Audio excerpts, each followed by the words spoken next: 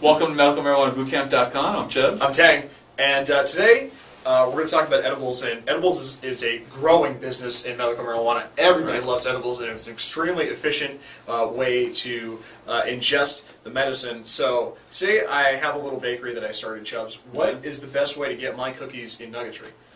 First of all, let me tell you, I never was a fan of edibles until I had a good edible. I think that there are a lot of people out there who have either tried them and had no effect. There's two reasons. One, they were no good, or two, you had more THC in your system than was in the edibles. The edible didn't hit you. Until recently, I wasn't a fan.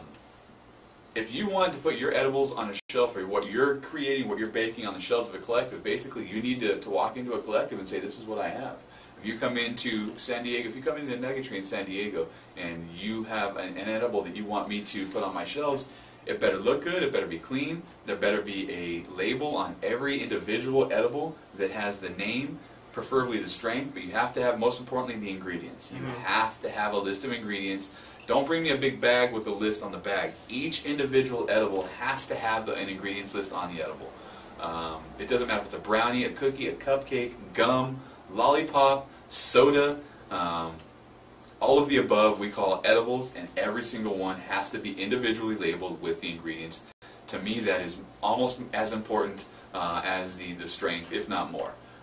If my patients walk in and they have some sort of food allergy or something like that, I need to be able to show them this is what's in what you're about to ingest. Right. That's the most important part. Long story short, how do you do it? Bring them in, make them, bring them in.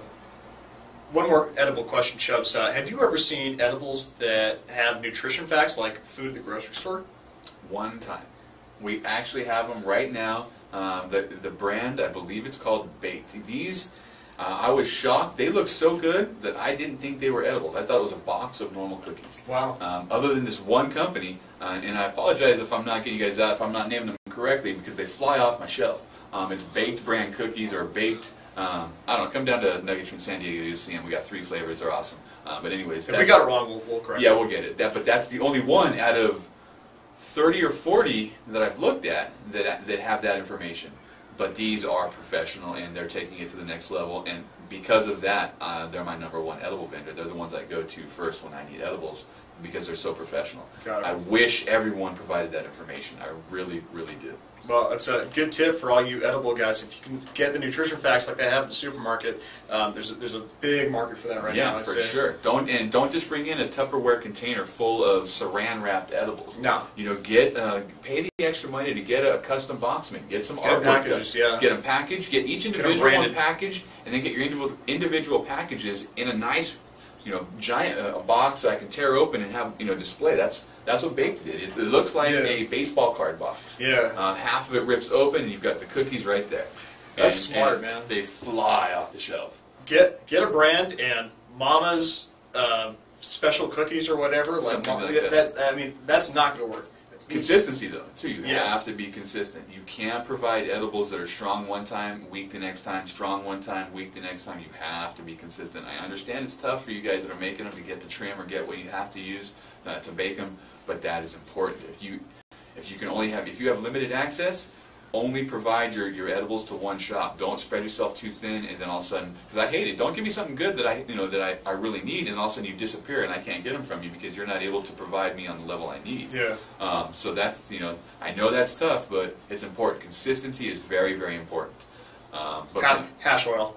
Yeah, I mean, if you can roll it. Yeah, I don't know the specifics on baking. I'm not even trying to claim to be a baker, but I know for sure that some of them that come in. It seems like the most amateur edibles, too, that come in are always the strongest.